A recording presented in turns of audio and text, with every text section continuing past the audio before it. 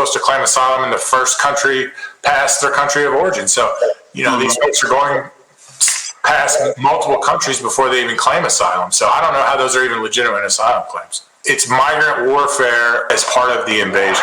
For quite some time now, I have witnessed on TV, and I've even had friends down on the border see it with their own eyes, the Border Patrol cutting the wire and getting loaders up underneath the wire, allowing entry in from a lot of these areas, just across the river. And they are helping facilitate the movement, if you will, from Mexico into the United States. No sane nation would ever allow their government to go in there and facilitate this type of mess, if you will. I'm talking cutting wire and removing everything that they possibly can, that the state of Texas is trying to do to protect the state's sovereignty. I just can't see this being done by the federal government for the good of the country, if you will. I can't see this type of action being done to protect the American people. It's almost as if they're doing it on purpose. And if they are doing it on purpose, what's the motivation behind this, Jonathan?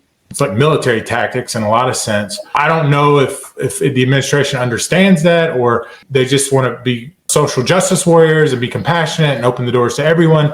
But when you put non-citizens above the rights of citizens, and then you've kind of created this international norm of everyone can come, and then you have other non-government entities that are providing all these resources to people right away, that in a lot of terms, you've seen stories out there with veterans that are being left homeless. I mean, you and I both know, there's a generation, not only back to Vietnam, but now currently, there's a generation of veterans that have significant mental health issues because the United States broke them, sent them to places, had them do the things that were required to do. They did their duty, but some of those issues caused some mental trauma.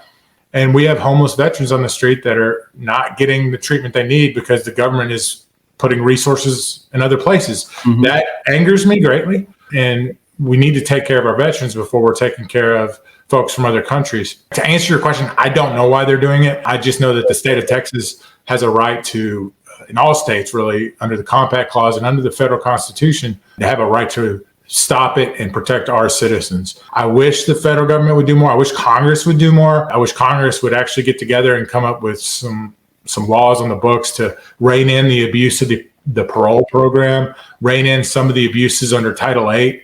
They can really clean up a lot of this stuff if they pass laws. If you give the executive branch all this leeway and you come up with laws and then you let the regulatory, the administrative state interpret those, you're going to get this. You're going to have encroachment from the executive branch into the legislative branch if you don't clarify those rules. So Congress really, really needs to strengthen some of these laws and really have a clear intent on what these laws mean.